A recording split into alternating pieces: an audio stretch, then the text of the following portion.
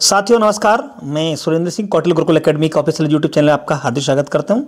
और आज हम पढ़ने जा रहे हैं दृष्टि की अगली श्रृंखला, यानी दृष्टि जो आई वाली दृष्टि है घटना चक्र द्वारा, जो बहुत चर्चा में रहने वाली बहुत अच्छी पुस्तक है, जो कि समसामयिक घटनाओं पर एक वार्षिक संकलन प्रस्तुत किया था अभी। तो उसकी घटनाओं को हम ना डिस्क्रिप्टिव मोड में पहुँच गए। हमारा अगला वीडियो है, पुरानी वीडियो के लिए आप लिंक में जा सकते हैं। अब हम देखते हैं सबसे महत्वपूर्ण घटना क्या है। तो एक राष्ट्र एक चुनाव प्रस्ताव को मंजूरी प्रदान की गई है, ये पहली घटना आ रही है। एक राष्ट्र एक चुनाव यानी कि ONOE। अब दरअसल बात क्या है कि राष्ट्र में क्या है, सन 1951 से 52 से लेकर के 1967 तक एक राष्ट्र एक चुनाव के रूप में चुनाव कराए गए 51-52 से लेकर 67 तक, 15 लगभग वर्षों तक। उसके बाद ये क्रम टूट गया, क्योंकि ये इस वजह से टूट गया क्योंकि निर्वाचन में कहीं बीच में मध्यवर्ती चुनाव हो गए या विधानसभाएं या कोई चीज़ भंग हो गई, तो इस वजह से टाइमिंग अलग अलग होती चली गई। तो इसके लिए एक सुधार की जरूरत पड़ गई और इसके लिए भारत के विधि आयोग ने निर्वाचन विधियों में सुधार पर अपनी 170वीं रिपोर्ट प्रस्तुत की। और उसमें बताया गया कि निर्वाचनों के जो चक्र हैं इनको एक साथ किया जाए। चलिए, तो इसके लिए क्या है, सबसे पहले प्रश्न आता है प्रीलिम्स के हिसाब से कि जो समिति बनाई गई थी वो ONOE के लिए, उसके हेड कौन थे? तो राष्ट्रपति जी हैं हमारे रामनाथ कोविंद जी, जो पूर्व राष्ट्रपति हैं। 14 मार्च 2024 को इन्होंने रिपोर्ट सौंपी, ठीक है। और 18 सितंबर 2024 को एक राष्ट्र एक चुनाव के प्रस्ताव को केंद्रीय मंत्रिमंडल ने मंजूरी भी दे दी है। अब इन्होंने जो रिपोर्ट सौंपी उसमें क्या है, उसमें यह है कि चुनाव 2 चरणों में कराए जाएंगे, जिसमें पहले चरण में लोकसभा और विधानसभाओं के चुनाव होंगे और दूसरे चरण में 100 दिनों के अंदर स्थानीय निकायों के चुनाव किए जाएंगे। समझ रहे हो? अब आगे चलते हैं। समकालीन चुनाव के क्रियान्वयन को सक्षम बनाने के लिए संसद 2 प्रकार के संशोधन विधेयक प्रस्तुत करती है। इसमें क्या है, जैसे संशोधन होगा अब तो इसके लिए संवैधानिक संशोधन विधेयक होगा और दूसरा विधानसभा वाला या केंद्र शासित प्रदेशों के कानून में परिणामी संशोधन होगा।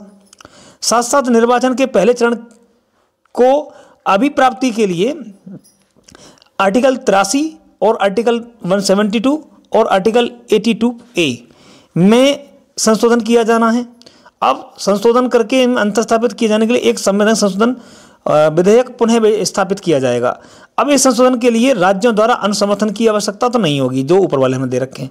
परंतु जो दूसरे चरण के चुनावों के लिए जो संशोधन किया जाना है, जो नगर पालिकाओं और के पंचायतों के चुनाव के लिए जो संशोधन किया जाना है, तो इसमें एक बात और है कि राज्यों से जो है अनुमति इसके अनिवार्य हो जाएगी।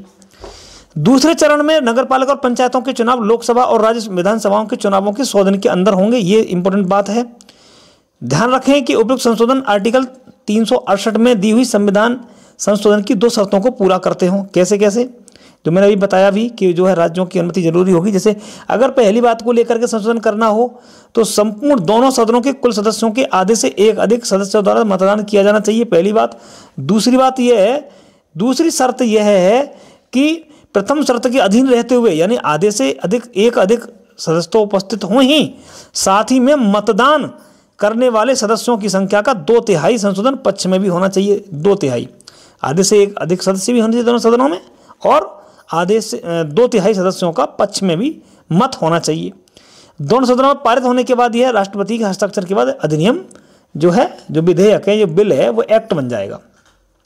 अब बात आती है अगर दूसरे चरण के जो संबंध में अगर सुधार करवाना हो तो यानी कि स्थानीय निकायों के चुनाव और या केंद्र के राज्यों के चुनावों के जो 100 दिन के अंदर कराने के लिए जो विधेयक राष्ट्रपति के हस्ताक्षर भेजा जाएगा, उसमें एक नियम है कि आधे से अधिक राज्यों के विधानमंडलों द्वारा भी अनुसमर्थन करना होगा। समझ रहे हो? राज्यों के संबंध में सुधार होना है तो राज्यों से अनुमति चाहिए ही चाहिए। अब आता है कि ONOE यानी कि वन नेशन वन इलेक्शन की उच्च स्तरीय जो समिति है, इसमें कौन कौन शामिल थे? तो 8 सदस्यीय समिति थी ये। 2 सितंबर 2023 को गठित की गई। पूर्व राष्ट्रपति रामनाथ कोविंद जी इसके अध्यक्ष बनाए गए।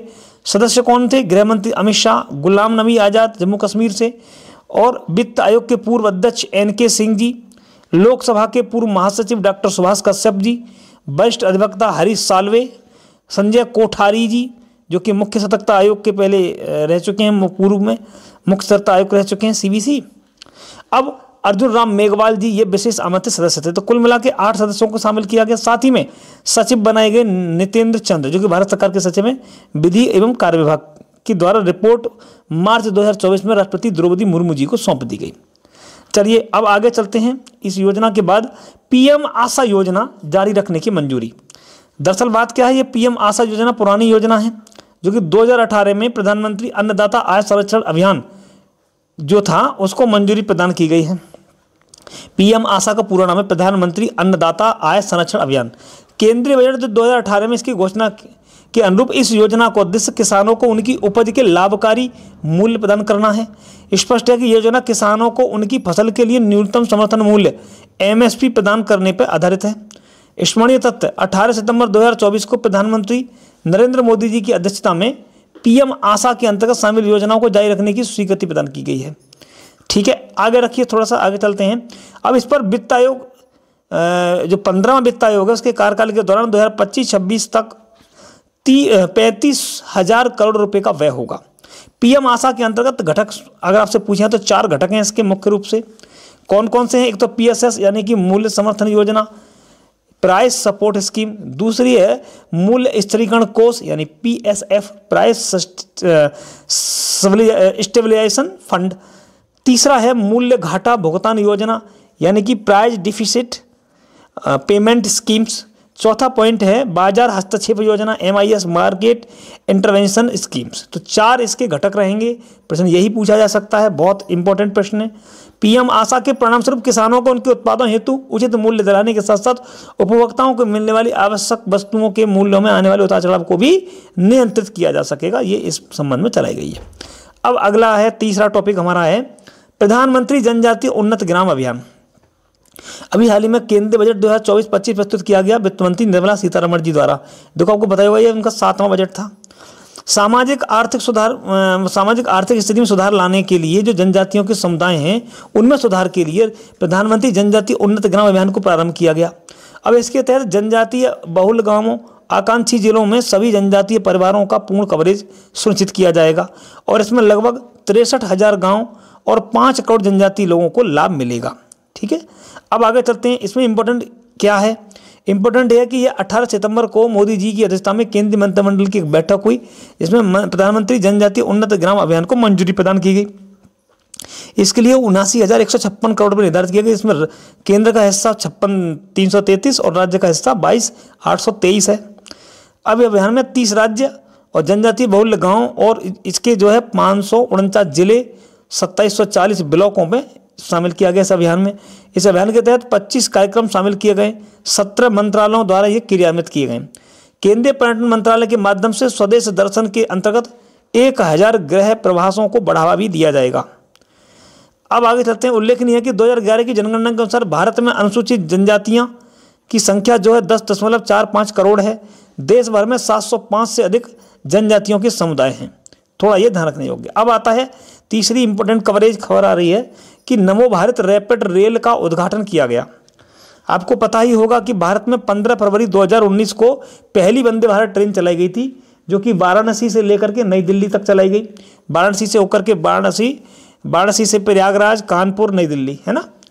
वंदे भारत एक्सप्रेस लॉन्च की गई थी, पहली स्वदेशी semi high speed train Vande Bharat express जिसकी अधिकतम गति सीमा 160 किलोमीटर प्रति घंटा। अब 1 सितंबर 2024 को केंद्रीय रेल मंत्री अश्विनी वैष्णव जी ने VEML लिमिटेड यानी बेंगलुरु रेल परिसर से पहली Vande Bharat sleeper train set को रवाना कर दिया। 16 सितंबर 2024 को मोदी, ये भी ध्यान रखना है कि मोदी जी ने गुजरात में भारत की पहली वंदे मेट्रो ट्रेन का भी उद्घाटन किया। इस ट्रेन का संचालन अहमदाबाद से भुज के बीच में किया गया है। आधिकारिक रूप से इस ट्रेन का पुनर्नामकरण किया गया कि इसका नाम ये अच्छा नहीं है तो इसका नाम रखा गया नमो भारत रैपिड रेल। ठीक है, इसका नाम भारत की पहली वंदे मेट्रो रेल नहीं, इसका नाम रखा गया नमो भारत रैपिड रेल। चलिए अब आगे देखते हैं। नमो भारत रैपिड रेल पारंपरिक मेट्रो प्रणालियों से थोड़ी भिन्न है, इसलिए इसको नमो भारत रैपिड रेल रखा गया है। जो मेट्रो रेल होती हैं मूल रूप से क्या होती है कि वो एक ही शहर के अंतर की सीमाओं के अंदर ही काम करती हैं, लेकिन रैपिड रेल की क्वालिटी क्या है, ये अंतर शहरी है, यानी कि इंटरसिटी कनेक्टिविटी रहेगी इसके अंतर्गत, और ये शहरों को आसपास के क्षेत्रों को भी आपस में जोड़ेगी, पड़ोसी शहरों के आपस में पहुंच को बढ़ा देगी और टाइम को घटा देगी। चलिए अगली खबर आ रही है। मौसम मिशन शुरू किया गया। मिशन मिशन मौसम। 11 सितंबर 2024 को मोदी जी की अध्यक्षता में एक बैठक हुई। इस बैठक में मिशन मौसम को स्वीकृति प्रदान की गई। 2 वर्षों के लिए मौसम मिशन जो है 2000 करोड़ रुपए के निवेश के साथ प्रारंभ किया गया। इस मिशन का उद्देश्य हर मौसम के लिए अधिक तैयार और जलवायु स्मार्ट भारत का निर्माण करना है, किसी भी प्रकार के मौसम के लिए। याद रहे कि केंद्रीय पृथ्वी विज्ञान मंत्रालय द्वारा क्रियान्वित किया गया है ये मिशन। अब इसमें 3 संस्थानों को शामिल किया गया है, थोड़ा ये भी बहुत इंपॉर्टेंट सा हो रहा है। कौन कौन संस्थान है? नंबर 1 भारत मौसम विज्ञान विभाग, अब दोबारा देखते हैं, भारतीय उष्णदेशीय मौसम विज्ञान संस्थान, राष्ट्रीय मध्यम अवधि मौसम पूर्वानुमान केंद्र यानी कि Indian meteorological department, Indian institute of tropical meteorology और NCMRWF यानी national centre for medium range weather forecasting, ठीक है, नोएडा वाला, इसको शामिल किया गया। 3 हैं विभाग, भारतीय मौसम विज्ञान विभाग, भारतीय उष्णदेशीय मौसम विज्ञान संस्थान, राष्ट्रीय मध्यम अवधि मौसम पूर्वानुमान केंद्र नोएडा, इनको शामिल किया गया है। इनको जो है ये मुख्य रूप से को क्रियान्वित करेंगे। मौसम मिशन जो है, इसकी जो परिकल्पना है, एक बहुआयामी परिवर्तनकारी पहल है जो भारत के मौसम और जलवायु संबंधी विज्ञान अनुसंधान और सेवाओं को अभूतपूर्व बढ़ावा देगी। मिशन मौसम उच्च परिशुद्धता के साथ मौसम की भविष्यवाणी करने के लिए एक नया मानक स्थापित करेगा। इसके लिए इस मिशन के साथ उन्नत अवलोकन प्रणालियां यानी उच्च कंप्यूटिंग, प्रदर्शन कंप्यूटिंग यानी हाई परफॉर्मेंस कंप्यूटिंग और आर्टिफिशियल इंटेलिजेंसी एवं मशीन लर्निंग जैसी अत्याधुनिक प्रौद्योगिकियों को एकीकृत करके किया जाएगा। AI को भी किया जाएगा और HPC को भी साथ में ये काम करेंगी। आगे चलते हैं। इस मिशन के अंतर्गत उन्नत सेंसरों और उच्च प्रदर्शन वाले संपूर्ण सुपर कंप्यूटर के साथ अगली पीढ़ी के रडार उपग्रह प्रणालियों को भी शामिल किया जाएगा। यह मिशन मौसम की चरम घटनाओं और जलवायु परिवर्तन के प्रभावों से निपटने के लिए नागरिकों और अन्य हितधारकों की मदद भी करेगा। चलिए अगला इंपॉर्टेंट आ रहा है, स्वास्थ्य सर्वेक्षण 2024। 2019 में केंद्रीय पर्यावरण वन एवं जलवायु परिवर्तन मंत्रालय द्वारा राष्ट्रीय स्वच्छ वायु कार्यक्रम लॉन्च किया गया यानी कि NCAP national clean air programme. इस प्रोग्राम के तहत देखो शहर क्षेत्र और राष्ट्रीय स्तर पर वायु गुणवत्ता में सुधार लाना इसका उद्देश्य रहा। इस कार्यक्रम के तहत अगले 5 वर्षों में यानी 2024 तक, अगले 5 वर्षों में 2019 से 2024 तक पार्टिकुलेट मैटर यानी कि PM10 और PM 2.5 के स्तरों में 20 से 30% तक की कटौती करने का लक्ष्य रखा गया था 2024 तक। NCAP के तहत वायु गुणवत्ता में सुधार हेतु 130 शहरों को लक्षित किया गया। कितने शहर आपसे पूछेंगे, तो 130 शहर। स्वच्छ वायु सर्वेक्षण केंद्रीय पर्यावरण वन एवं जलवायु परिवर्तन मंत्रालय की एक नई पहल है। इसका उद्देश्य वायु गुणवत्ता के आधार पर 130 NCAP शहरों की रैंकिंग तैयार करना। स्वच्छ वायु सर्वेक्षण के तहत शहरों की रैंकिंग तैयार करने के लिए उन्हें 3 भागों में बांटा गया है। देखते हैं जरा, 130 शहर हैं, 3 भागों में बांटे गए। जरा देखिए, A श्रेणी में 47 शहर, B श्रेणी में 43 शहर और C श्रेणी में 40 शहरों को अलग से विभाजित किया गया है। अब वो A श्रेणी वाले जो श्रेणी 1 वाले कौन कौन है, 10 लाख से अधिक जनसंख्या वाले। श्रेणी 2 में कौन है, 3 लाख से 10 लाख की जनसंख्या वाले। और श्रेणी 3 में है 3 लाख से कम की जनसंख्या वाले, है ना। इन शहरों को इसमें विभाजित किया गया। अब इनकी अलग अलग से रैंकिंग बनाई जाएगी। राष्ट्रीय स्वच्छ वायु शहर की उपाधि से इनको सम्मानित किया गया है, ध्यान रखना है आपको। अब ये कहाँ ये कार्यक्रम किया गया इनको सम्मानित करने के लिए, तो 7 सितंबर को जयपुर में नीले आकाश के लिए स्वच्छ वायु के अंतर्राष्ट्रीय दिवस की थीम के साथ इसे प्रारंभ किया गया। स्वच्छ वायु सर्वेक्षण 2024, इसके परिणाम घोषित किए गए। कौन मौजूद रहे, केंद्रीय पर्यावरण वन एवं जलवायु परिवर्तन मंत्री भूपेंद्र यादव जी और राजस्थान के मुख्यमंत्री भजन लाल शर्मा जी स्वच्छ वायु सर्वेक्षण के अवार्ड प्रदान करने के लिए जयपुर में नीले आकाश के लिए स्वच्छ वायु के अंतर्राष्ट्रीय दिवस के साथ में मौजूद रहे। अब जो कैटेगरी बांटी गई है इसमें 3-3 शहरों को देख लेते हैं, यही तो इंपॉर्टेंट है। पहला शहर टॉप में कौन रहा 10 लाख से अधिक जनसंख्या वाले ग्रेड 1 में, तो ये रहा सूरत। नंबर दूसरे पर जबलपुर मध्य प्रदेश का और तीसरे पे आगरा उत्तर प्रदेश का। समझ रहे हो, आगरा इंपॉर्टेंट है। तीसरा श्रेणी 1 में सूरत, जबलपुर, आगरा। सूरत गुजरात का, जबलपुर मध्य प्रदेश का और आगरा उत्तर प्रदेश का, श्रेणी 1 में। श्रेणी 2 में जाके देखते हैं जरा, तो श्रेणी 2 में नंबर 1 पे फिरोजाबाद उत्तर प्रदेश का रहा यानी कि 3 लाख से 10 लाख के बीच में। और श्रेणी 2 में कौन रहा, अमरावती महाराष्ट्र का।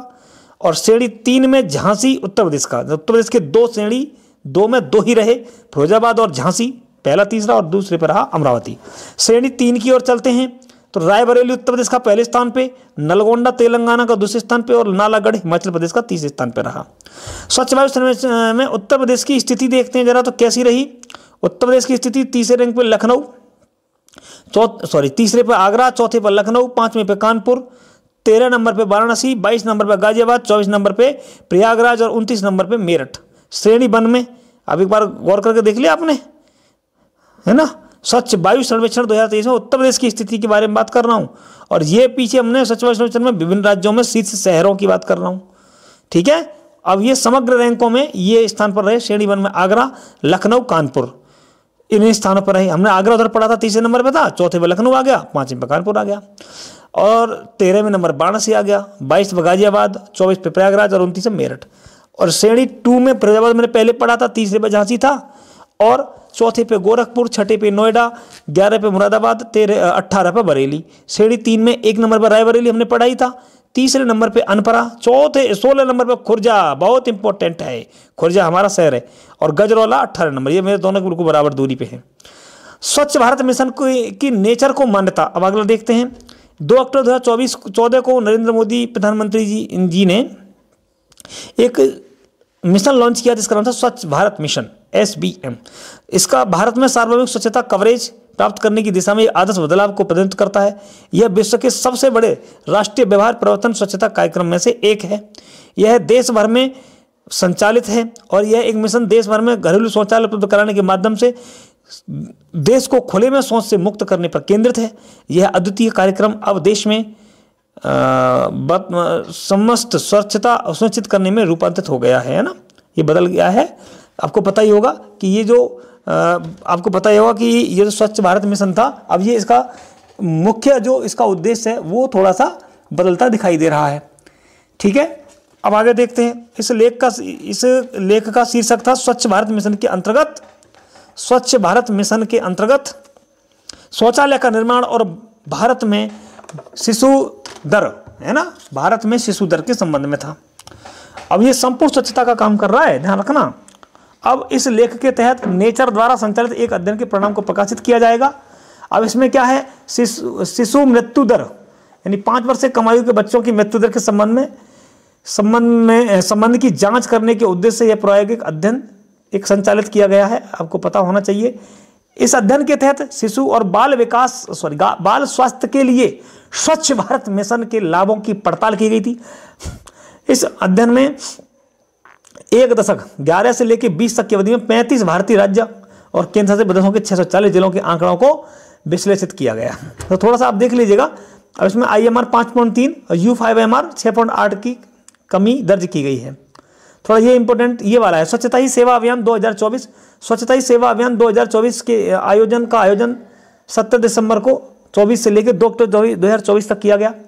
स्वच्छता ही सेवा अभियान का आयोजन प्रतिवर्ष स्वच्छ भारत दिवस 2 अक्टूबर 2024 के पहले किया जाता है। इस अभियान का आयोजन आवास और शहरी कार्य मंत्रालय द्वारा पेयजल और स्वच्छता विभाग जल शक्ति मंत्रालय के सहयोग से किया जा रहा है। स्वच्छता ही सेवा अभियान 2024 का केंद्रीय विषय था स्वच्छ स्वभाव, स्वच्छता, संस्कार, स्वच्छता। तो 4S इसका उद्देश्य रहा, मतलब विषय रहा। आगे देखते हैं। स्वच्छता ही सेवा के बाद में 23वां विधि आयोग बहुत इंपॉर्टेंट है। यह एक गैर संवैधानिक निकाय है। तो ये जो लॉ कमीशन, यह एक गैर संवैधानिक निकाय है। भारत सरकार के विधि और न्याय मंत्रालय के विधि कार्य विभाग द्वारा जारी एक अधिसूचना द्वारा इसका गठन किया जाता है, और इस कानून के क्षेत्र में अनुसंधान के लिए एक निश्चित समय सीमा के साथ इसका गठन किया जाता है। यह आयोग विचारार्थ विषयों के अनुसार केंद्र सरकार को रिपोर्ट के रूप में सिफारिशें करता है। आपको ध्यान रहे कि 2 सितंबर 2024 को केंद्रीय विधि एवं न्याय मंत्रालय द्वारा 23वें विधि आयोग के गठन के लिए अधिसूचना जारी की गई। राष्ट्रपति द्रौपदी मुर्मू जी ने 3 वर्षों के लिए 1 सितंबर 2024 से 31 अगस्त 2027 तक की अवधि के लिए 23वें विधि आयोग के गठन को मंजूरी प्रदान की है। कितने साल के लिए? 3 साल के लिए। इंपॉर्टेंट रहेगा। 23वें विधि आयोग में कौन कौन व्यक्ति शामिल होंगे जरा देखते हैं। तो 1 पूर्णकालिक अध्यक्ष होंगे, 4 पूर्णकालिक सदस्य होंगे, सदस्य सचिव सहित होंगे, और सचिव देखिए, सचिव विभाग पदेन सदस्य के रूप में और विधायी विभाग पदेन सदस्य के रूप में 2 सचिव ये मुख्य रूप से रहेंगे और 5 अंशकालिक सदस्य भी रहेंगे। ध्यान रखना है, इन 5 सदस्यों से ज़्यादा कोई सदस्य नहीं रखा जाएगा। विधि आयोग का मुख्यालय नई दिल्ली में स्थापित होगा। ध्यान रहे कि 22 में विधि आयोग का कार्यकाल 31 अगस्त 2024 को समाप्त हो जाएगा। तो 1 सितंबर 2024 से लेके 31 अगस्त 2027 तक इनका गठन किया जाएगा। अब वर्तमान में कौन चल रहे हैं ये पूछा जाए तो हमारे 22 में विधि आयोग के हेड हैं ऋतुराज अवस्थी, ठीक है। सेवानिवृत्त ये जो है न्यायाधीश हैं। डिजिटल कृषि मिशन, हाँ ये बहुत इंपॉर्टेंट है क्योंकि इसमें हम भी शामिल हुए थे। सरकार की तरफ से हमने भी इस कार्य में बड़ा योगदान दिया। मैंने अपने कर्तव्यों का निर्वहन करते हुए इसमें भाग लिया। ये क्या है, 2023-24 में कृषि के लिए डिजिटल सार्वजनिक जो अवसंरचना है यानी DPI के निर्माण की घोषणा की गई इस बजट में। तत्पश्चात केंद्रीय बजट 2024-25 में वित्त मंत्री निर्मला सीतारमण जी द्वारा एक घोषणा की गई कि केंद्र राज्यों की सरकारों की साझेदारी में अगले 3 वर्षों में कृषि के लिए डिजिटल सार्वजनिक अवसंरचना लागू की जाएगी, ठीक है। अब इसके तहत इसमें किसानों और उनकी भूमि को आच्छादित किया जाएगा और साथ ही साथ में DPI का उपयोग करते हुए 400 जिलों में खरीफ का डिजिटल फसल सर्वेक्षण कराया जाएगा। अब इसमें लक्ष्य कितना, 6 करोड़ किसानों और उनकी भूमि के विवरण के साथ रजिस्ट्रियों को अद्यतन अपडेट करना काम होगा। ध्यान रहे 2 सितंबर 2024 को केंद्र सरकार द्वारा डिजिटल कृषि मिशन को मंजूरी प्रदान की गई थी। इस मिशन हेतु कुल व्यय 2817 करोड़ रुपए, जिसमें केंद्र का हिस्सा 1940 और शेष हिस्सा राज्यों का रहेगा। यह मिशन डिजिटल सार्वजनिक अवसंरचना के स्वरूप पर आधारित है। अब इसका उद्देश्य क्या है, इसको काम क्या होना है, देखो इसके अंतर्गत हम देख लेते हैं जरा एक बार तेजी से। इसमें कई डेटाबेसों को अलग अलग प्लेटफॉर्मों के रखरखाव को सुरक्षा प्रदान की जाएगी। जरूरत नहीं है, ये ऑनलाइन सब कुछ हो जाएगा। जैसे कि उनकी खसरा कतौनी, खसरा के बारे में है, या हम क्रॉप सर्वे करेंगे, किसानों का रजिस्ट्रेशन करेंगे। देखो देख लेते हैं एक बार। इसके परिणाम स्वरूप किसान अपनी डिजिटल पहचान सुनिश्चित करने और उसे प्रमाणित करने में सक्षम हो जाएंगे तथा विभिन्न लाभों और सेवाओं को प्राप्त कर सकेंगे। इस मिशन के परिणाम स्वरूप किसान बिना किसी जटिल कागजी कार्रवाई के लाभों और सेवाओं को प्राप्त कर सकेंगे। साथ ही वह उन्हें विभिन्न कार्यालयों और सेवा प्रदाताओं के समक्ष से भौतिक रूप से उपस्थित होने की बहुत कम या कभी कभी भी आवश्यकता होगी। समझ रहे हो। और डिजिटल कृषि मिशन के मूलभूत स्तंभ क्या हैं ये पूछ सकता है आपसे। तो मूलभूत इसके 2 स्तंभ में कौन, एग्रीस्टैक और कृषि निर्णय सहायता प्रणाली, एग्रीस्टैक और कृषि डिसीजन सपोर्ट सिस्टम।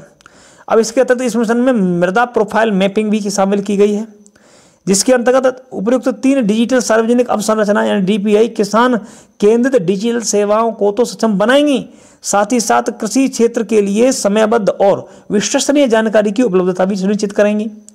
एग्रीस्टैक किसानों की पहचान, नंबर 1 इसमें क्या है, एग्रीस्टैक क्या है, ये किसान की पहचान है। इससे एक किसान केंद्रित DPI के रूप में डिजाइन किया गया है। इसके माध्यम से किसानों की कुशलता और आसानी, तेज गति से सेवाओं और योजनाओं की आपूर्ति सुनिश्चित हो जाएगी। एग्रीस्टैक में 3 प्रमुख घटक शामिल किए गए, जरा देख लेते हैं कौन कौन से घटक शामिल किए गए। देखो एक तो है फार्मर रजिस्ट्री यानी किसानों की रजिस्ट्री, एक है भू संदर्भित गाँवों के नक्शे यानी कि जियो रेफरेंस्ड विलेज की मैप बनाए जाएंगे, और बोई फसल की रजिस्ट्री यानी कि क्रॉप सोन रजिस्ट्री। अब एग्रीस्टैक के तहत क्या है, किसान ID की शुरुआत की गई है। एग्रीस्टैक के तहत आधार कार्ड की तरह भी ये किसानों का एक ID है, जिसमें एक विश्वसनीय डिजिटल पहचान के रूप में ये काम करेगी। ID का सृजन, रखरखाव और राज्य सरकारों और केंद्र सरकार द्वारा किया जाना है। यह किसान ID भू अभिलेखों और पशुधन स्वामित्व और बोई हुई फसल और प्राप्त लाभ सहित विभिन्न किसान संबंधी डाटा से जुड़ी रहेगी। ध्यान रखना है ये 6 राज्यों में एक परियोजना के रूप में लागू की गई, जिसमें क्या है 6 राज्यों में देखते हैं जरा। देखो एक तो उत्तर प्रदेश के फर्रुखाबाद, गुजरात के गांधीनगर, महाराष्ट्र के बीड, हरियाणा के यमुनानगर और पंजाब के फतेहगढ़ साहिब और तमिलनाडु की विरुद्धनगर। 3 वर्षों के दौरान लगभग 11 करोड़ किसानों के लिए डिजिटल पहचान के निर्माण का लक्ष्य निर्धारित किया गया है। थोड़ा सा एक बार देख लीजिएगा। अब वित्त वर्ष 2024-25 में 6 करोड़, ये थोड़ा किसानों को जो टारगेटेड किया गया वो देख लेते हैं। 2024-25 में 6 करोड़ यानी इस साल जो 24 और 25 आने वाला है अगला मार्च तक का, उसमें 6 करोड़ और 25-26 से में 3 करोड़ और 26-27 में भी 2 करोड़ यानी लगभग 10 करोड़ किसानों की आईडियों का निर्माण किया जाएगा। इसमें राष्ट्रव्यापी डिजिटल फसल सर्वेक्षण को भी लॉन्च किया जाएगा 2 वर्षों के अंदर। 2024-25 में 400 जिलों और 2026-26 के सभी जिलों में ये आच्छादित किया जाएगा। कृषि निर्णय सहायता प्रणाली क्या है, यह एक व्यापक भू-स्थानीय प्रणाली है। मृदा प्रोफाइल मैपिंग 142 मिलियन हेक्टेयर के रूप में जो कि पैमाना तैयार किया जाता है, 1:10,000 के पैमाने पर मृदा प्रोफाइल का मानचित्र तैयार किया जाएगा, ऐसा टारगेटेड है। और डिजिटल सामान्य फसल अनुमान का सर्वेक्षण भी किया जाएगा। कृषि उत्पादन का सटीक अनुमान लगाने में यह बहुत उपयोगी साबित होगा। अब आगे देखते हैं सेमी कंडक्टर नीति के बारे में। एक इंडिया का सेमी कंडक्टर मिशन लॉन्च किया गया है। तो भारत को इलेक्ट्रॉनिक सिस्टम डिजाइन और विनिर्माण के वैश्विक केंद्र के रूप में स्थापित करने के उद्देश्य से केंद्र सरकार ने 2021 में सेमी कॉन इंडिया कार्यक्रम लॉन्च किया था, इसको मंजूरी दी थी। यह देश में अर्धचालकों एवं डिस्प्ले परितंत्र के विकास का एक व्यापक कार्यक्रम है। इस कार्यक्रम हेतु कुल 76,000 करोड़ रुपए निर्धारित किए गए। इस कार्यक्रम के तहत अर्धचालकों और डिस्प्ले विनिर्माण के साथ साथ डिजाइन के क्षेत्र में भी कंपनियों को विश्व स्तर पर प्रतिस्पर्धी प्रोत्साहन पैकेज प्रदान किया जाएगा। इससे इलेक्ट्रॉनिक विनिर्माण के क्षेत्र में कुल नए युग की शुरुआत है, एक तरह से, है ना। अब इंडिया सेमेस्टर मिशन जो इसकी स्थापना की गई है, इसमें क्या है, अर्धचालकों और डिस्प्ले के परितंत्र के विकास के लिए एक लंबी अवधि की रणनीति के उद्देश्य से इंडिया सेमीकंडक्टर मिशन की शुरुआत की गई, स्थापना की गई है। अब इसमें क्या क्या है, इसमें क्या है कि अर्धचालक और डिस्प्ले उद्योग के क्षेत्र से जुड़े वैश्विक विशेषज्ञ इसकी निगरानी कर रहे हैं और डिजिटल इंडिया कॉर्पोरेशन के अंतर्गत एक विशेष और स्वतंत्र व्यापार विभाग तैयार किया गया है ना। अब आगे देखते हैं, याद करने योग्य क्या है कि 2 सितंबर 2024 को केंद्र सरकार ने जो गुजरात के साणंद में एक अर्धचालक इकाई की स्थापना को मंजूरी दी है। यह अर्धचालक इकाई कॉइंस सेमी प्राइवेट लिमिटेड द्वारा स्थापित की जाएगी, कॉइंस द्वारा, है ना, ये थोड़ा ध्यान रखना है। अब इसमें क्या है, 3300 करोड़ रुपए का निवेश भी किया जाएगा। अब इसकी क्षमता पूछी जा सकती है, तो 60 लाख चिप प्रतिदिन बनाएगी, 60 लाख चिप। इस इकाई में पता चिप का औद्योगिक ऑटोमोटिव, इलेक्ट्रिक वाहन, उपभोक्ता इलेक्ट्रॉनिक्स, दूरसंचार, मोबाइल और आदि में इनका अनुप्रयोग किया जाएगा। इससे पहले आप जून में, याद रखें, जून में 23 में साणंद में ही एक अर्धचालक इकाई की स्थापना की गई थी जो कि माइक्रो टेक्नोलॉजी इंक के प्रस्ताव को मंजूरी दी गई थी जून 2023 में। 29 फरवरी 2024 को 3 अर्धचालित इकाइयां भी पहले से स्थापना को मंजूरी दी जा चुकी है। कहां पे, एक तो धौलेरा गुजरात में, आप देख रहे हैं धौलेरा गुजरात, सेमीकंडक्टर फैब के नाम से धौलेरा गुजरात में TEPL, Tata electronics private limited द्वारा एक सेमीकंडक्टर फैब्रिकेशन प्लांट की स्थापना की जाएगी, ऐसी घोषणा की जा चुकी है। इसकी क्षमता 50,000 है और पहला AI समर्थित कंडक्टर जो सेमीकंडक्टर फैब है वो यही वाला है ना, पहला AI समर्थित सेमीकंडक्टर फैब, बहुत इंपॉर्टेंट है, जो कि धौलेरा गुजरात में है। अब आगे देखते हैं, असम में अर्धचालित इकाई मोरी गांव में, असम के में एक अर्धचालक इकाई की स्थापना की जाएगी। इसमें 27,000 करोड़ रुपए का निवेश किया जाएगा। 48 मिलियन चिप प्रतिदिन 48 मिलियन चिप प्रतिदिन बनाएगी। अब साणंद गुजरात में अर्धचालित इकाई यानी कि CG power industrial solution limited द्वारा साणंद में एक अलग से OSAT यानी कि outsourced semiconductor for assembly and test सुविधा स्थापित की जाएगी। ये रेनेसॉस इलेक्ट्रॉनिक कॉर्पोरेशन और जापान, ये तो एक जापानी कंपनी है, स्टार्स माइक्रो इलेक्ट्रॉनिक्स थाईलैंड की कंपनी है। इनकी साझेदारी के साथ जापान और थाईलैंड की साझेदारी ये द्वारा स्थापित की जानी है, जापान और थाईलैंड के द्वारा। इनकी कंपनी का नाम देख लेना एक बार। 7600 करोड़ में इन्वेस्ट होंगे और 15 मिलियन चिप प्रतिदिन बनाएगी, ठीक है। 29 फरवरी को केंद्र सरकार द्वारा स्वीकृत 3 अर्धचालक इकाइयों का शिलान्यास 13 मार्च को किया गया। 29 फरवरी तक ये की गई, तो 13 मार्च को मोदी जी ने इसका शिलान्यास किया। इंडिया सेमीकंडक्टर मिशन के तहत ये 5 अर्धचालक इकाइयों की स्थापना को मंजूरी प्रदान की गई है। अब आगे चलते हैं, भारत अमेरिका की साझेदारी इसमें देख लीजिएगा। 9 सितंबर 2024 को भारत के साथ में अमेरिका के साथ में एक इलेक्ट्रॉनिक सूचना प्रौद्योगिकी मंत्रालय के तहत संचालित इंडिया सेमीकंडक्टर मिशन को साझेदारी की घोषणा भी की गई है। अगला पॉइंट आता है, सर्वोच्च न्यायालय का ध्वज बदला गया है। अभी अगली खबर आ रही है, देखो हमने क्या क्या पढ़ा, एक बार रिपीट कर लेते हैं, फिर देखते हैं हम ध्वज और प्रतीकों के बारे में। सबसे पहले हमने वन नेशन वन इलेक्शन पढ़ा था, उसके बाद हम जान लिया रिपोर्ट रामनाथ कोविंद जी की अध्यक्षता में तैयार की गई, मुर्मू जी को सुपुर्द की गई। 8 लोग थे, 7 लोग और थे, जिसमें अमित शाह जी हो गए हमारे, या जम्मू कश्मीर से हमारे गुलाम नबी आज़ाद साहब हो गए, या हमारे हरीश साल्वे साहब हैं, सुभाष कश्यप जी हैं। तो ऐसे काफ़ी लोगों को शामिल किया गया। 7 लोगों को। उसके बाद दूसरी घटना पड़ी थी हमने, जो आशा योजना है ना, हमने आशा योजना पढ़ी।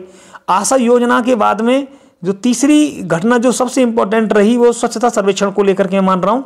स्वच्छता सर्वेक्षण है ना, स्वच्छ वायु सर्वेक्षण जो है, तो ये वाला हमने इसको पढ़ा, स्वच्छ वायु सर्वेक्षण। मौसम की कुछ घटनाओं को अगर जोड़ दें तो चौथी थी वो खबर। अब आगे इसके बाद हमने जो तैयार किया था वो स्वच्छ भारत मिशन के नेचर को मान्यता दी गई थी, एक छोटी सी खबर थी पर इंपॉर्टेंट इतना नहीं थी स्वच्छता से। अब विधि आयोग बहुत इंपॉर्टेंट है, जो विधि आयोग गठित किया गया है, इसमें जो है कितने के सदस्य हैं ये थोड़ा सा ध्यान रखिएगा, देख लेना। इसके बाद डिजिटल कृषि मिशन हमने देखा कि कृषियों की जांच की, ये हमने जो फसल सर्वे किया जा रहा है, क्रॉप सर्वे किया जा रहा है, किसानों का रजिस्ट्री की जा रही है। इसके बाद में अगला हमने जो पॉइंट पढ़ा था सेमी कनेक्टर इंडिया नीति, यानी कि ये हमारा जो है अगला टॉपिक चल रहा है, जो कि धौलेरा गांव में सबसे बड़ा इंपॉर्टेंट है, धौलेरा और साणंद और ये मोरी गांव, तीनों आपको ध्यान रखने हैं। अब अगला हमारा सर्वोच्च न्यायालय का ध्वज और प्रतीक चिन्ह के बारे में देखते हैं। भारत का सर्वोच्च न्यायालय जो है आर्टिकल 124 में उल्लिखित है। इसमें लिखा गया है कि ये भारत का सर्वोच्च न्यायालय होगा जिसकी स्थापना 26 जनवरी 1950 को संविधान लागू किया गया। इसके साथ ही ये सर्वोच्च न्यायालय लागू किया गया, अस्तित्व में आ गया। पर 28 जनवरी 1950 को सर्वोच्च न्यायालय का उद्घाटन किया गया 2 दिन बाद। पहले मुख्य न्यायाधीश बने थे हरिलाल जनसुखलाल कानिया। 28 जनवरी को सर्वोच्च न्यायालय को अपना स्थापना दिवस भी मनाया और इसको घोषित किया था हीरक जयंती वर्ष, ठीक है ना, हरिलाल जे कानिया के नाम पे हीरक, ठीक है। आगे देखते हैं 28 जून 2025 को सर्वोच्च न्यायालय की 75वीं वर्षगांठ थी, तो इसकी पे डाक टिकट भी जारी किया गया है ना। 75 वर्ष पूरे होने ना, अब हिसाब लगा लो 50 से लेकर 24 तक 75वीं वर्षगांठ आ गई।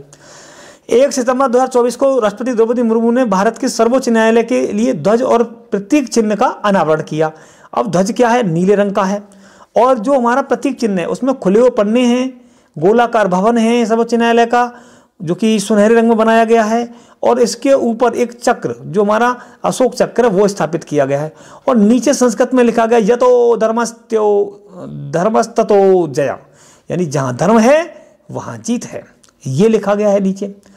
अब सर्वोच्च न्यायालय के 75 वर्ष पर सिक्का और डाक टिकट जारी किया गया, ठीक है। कितने का सिक्का, 75 रुपए का एक सिक्का 31 अगस्त 2000 से एवं 1 सितंबर 2024 को सर्वोच्च न्यायालय द्वारा राष्ट्रीय जिला न्यायपालिका सम्मेलन आयोजित किया गया भारत मंडपम में, मोदी जी की अध्यक्षता में, ध्यान रखना है आपको।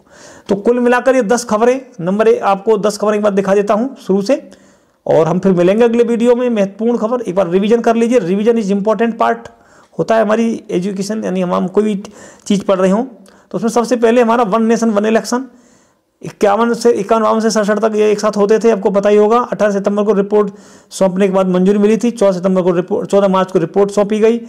आर्टिकल 83, 172 और 82A में संशोधन होना है, और इसके तहत आपको पता ही है कि संसद के दोनों सदनों के 1/2 से 1 अधिक व्यक्तियों के द्वारा कम से कम मतदान होना चाहिए और 2/3 से पास होना चाहिए। राज्यों के संशोधन के लिए राज्यों का आधे से अधिक राज्यों का अनुसमर्थन भी जरूरी है। इसमें 8 सदस्यीय टीम बनाई गई, अमित शाह जी, गुलाम नबी आजाद साहब, इनके सिंह जी, सुभाष कश्यप जी, हरीश साल्वे, संजय कोठारी और साथ ही साथ में अर्जुन राम मेघवाल को इसमें शामिल किया गया। नितिन चंद्र इसके सचिव रहे। आपको पढ़ाई आपने आस्था योजना पढ़ी, जो कि भारत में इसका मुख्य रूप से उद्देश्य अगर आपसे पूछेगा बहुत इंपॉर्टेंट है, यह पहले रूप में चली आ रही थी प्रधानमंत्री अन्नदाता आय संरक्षण अभियान के नाम से। अब इसको बाद में रूप बदला गया है। यह योजना किसानों को फसल के न्यूनतम समर्थन मूल्य के रूप में आधारित है, ठीक है। अब 18 सितंबर को मोदी जी की अध्यक्षता में इसको जो है शामिल किया गया, इसको प्रस्तुत किया गया। इसमें 4 मुख्य रूप से इसके घटक हैं, तो मूल्य समर्थन योजना, मूल्य स्थिरीकरण का मूल्य घाटा भुगतान योजना और बाजार सतह योजना, इस योजना के बारे में। अब जनजातियों के बारे में 63,000 गाँवों में ये सब शामिल करने, इसको कवरेज करने के लिए 5 जनजातियों को शामिल किया गया है। 705 जनजातियाँ हैं, 549 जिले हैं, 30 राज्य यूटी हैं, 2740 ब्लॉक हैं, 1000 गृह प्रवास हैं, ठीक है। 705 जनजातियों के बारे में। रैपिड रेल के बारे में हमने पढ़ा, अगली खबर। तो रैपिड रेल आपको पता, वंदे भारत पहले शुरू की गई थी 15 फरवरी 2019 को नई दिल्ली से बाया कानपुर प्रयागराज वाराणसी के लिए 160 किलोमीटर की स्पीड होती है। उसी की तर्ज पर पहली Vande Bharat sleeper train set को रवाना किया था। पर 16 सितंबर को नरेंद्र मोदी जी ने भारत की पहली वंदे मेट्रो ट्रेन का उद्घाटन भी कर दिया, अहमदाबाद से भुज के बीच में, आपको पता ही होगा। यह अंतर शहर कनेक्टिविटी से आधारित है। अब मिशन मौसम के बारे में आपने पढ़ लिया, कितने रुपये इन्वेस्ट किए जाने हैं। इसमें 3 मुख्य इसके जो है जो संस्थान से जुड़े हुए हैं, भारत मौसम विज्ञान विभाग, भारतीय उद्देश्य मौसम विज्ञान संस्थान और राष्ट्रीय मध्यम अवधि मौसम पुनर्वास केंद्र, पुनर्नुमान केंद्र, ठीक है, पूर्वानुमान केंद्र। एक बार इसे देख लीजिएगा। स्वच्छ वायु सर्वेक्षण में आपने देख ही लिया होगा कि 130 शहरों पे हमने सर्वे किया। 3 प्रकार की कैटेगरी में शहर थे, उसमें यूपी का सबसे तीसरे नंबर पर ग्रेड 1 में, दूसरे नंबर में फिरोजाबाद और झांसी, और तीसरी ग्रेड में हमारा रायबरेली आया है। और आप बाकी की रैंक देख लेना। स्वच्छ नेचर में आपको स्वच्छ भारत मिशन का यही एक हिस्सा है, स्वच्छ नेचर के ऊपर चले गए। मृत्यु दर को घटाना है, शिशु नवजात शिशुओं की इनकी रक्षा को वगैरह देखभाल करनी है, इसके लिए पैसा इन्वेस्ट किया गया। स्वच्छता ही सेवा का एक अभियान भी चला गया 17 सितंबर 2024 से 2 अक्टूबर 2024 तक। एक पखवाड़ा है एक तरह का, तो ये 15 दिवसीय अभियान चला, ये थोड़ा ध्यान रखिएगा। अब विधि आयोग, एक गैर संवैधानिक आयोग का गठन किया गया है, आपको इसमें पता ही होगा। ये जो है इसका मुख्यालय दिल्ली में बनाया जाएगा। इसमें एक पूर्णकालिक सदस्य होंगे, 4 पूर्णकालिक सदस्य होंगे, 1 अध्यक्ष होंगे, पूर्णकालिक सदस्य होंगे 4 सचिव सहित, और कुछ जो है अंशकालिक सदस्य होंगे 5। 22 में विधि आयोग के अध्यक्ष ऋतुराज अवस्थी से। डिजिटल कृषि मिशन में मैंने बताया कि एग्रीटेक को लेकर के बात हुई थी। एग्रीस्टैक होगा, एग्रीस्टैक और कृषि निर्णय सहायता प्रणाली के रूप में किसानों की आईडी वगैरह बनाई जाएंगी, एक्टिव किसान की पहचान तैयार की जाएगी, आधार कार्ड की तरह ये काम करेगी, ठीक है। और इसमें लक्ष्य है 11 करोड़ किसानों के लिए डिजिटल रूप से पहचान दर्ज करवाना। और इसमें 6 राज्यों के साथ प्रायोगिक योजना को प्रारंभ किया गया था, जिसमें उत्तर प्रदेश, फर्रुखाबाद उत्तर प्रदेश का, गुजरात का गांधीनगर, महाराष्ट्र का बीड, हरियाणा का यमुनानगर और पंजाब का फतेहगढ़ साहिब और तमिलनाडु का विरुद्धनगर। 11 करोड़ किसानों को लिए इसमें लाया जाएगा इसके दायरे में, ठीक है। इंडिया सेमी कंडक्टर नीति के लिए 5 नई कंडक्टर की शुरुआत की, इसमें 2 सितंबर को साणंद में, है ना, अर्धचालक कांस के सेमी के द्वारा, और आपका धौलेरा में, और असम के मोरी गांव में, और साणंद में गुजरात में एक अर्धचालक इकाई भी स्थापित की। तो 5 इकाइयों के लिए 15 मिलियन चिप्स, मतलब कुल मिलाकर के जो 5 अर्धचालक इकाइयों को मंजूरी प्रदान की गई है, ठीक है। 13 मार्च 2024 को मोदी जी ने कर दिया है। अमेरिका के साथ हमारी साझेदारी भी हुई है। सर्वोच्च न्यायालय के ध्वज को बदल दिया गया और प्रतीक को बदल दिया गया, आपको पता ही होगा। अब ध्वज जो है उसमें नीले रंग का कर दिया गया है, और उस पर स्वर्ण अक्षरों में बढ़िया से न्यायालय को उकेरा गया है। न्यायालय का भवन जो गोल गुंबद वाला है, अशोक चक्र स्थापित किया गया, और नीचे लिखा गया यतो धर्मस्ततो जयः, ठीक है। सर्वोच्च न्यायालय ने सिक्का भी जारी किया और डाक टिकट भी जारी किया 75 रुपये का, 75 वर्ष के स्मारक में। चलिए मिलते हैं एक और नई वीडियो के साथ। आपको ये सेशन कैसा लग रहा है? आप अगर अगला वीडियो देखेंगे तो उसमें हम अगली दर्शक घटनाओं पर चर्चा करेंगे। बहुत बहुत धन्यवाद।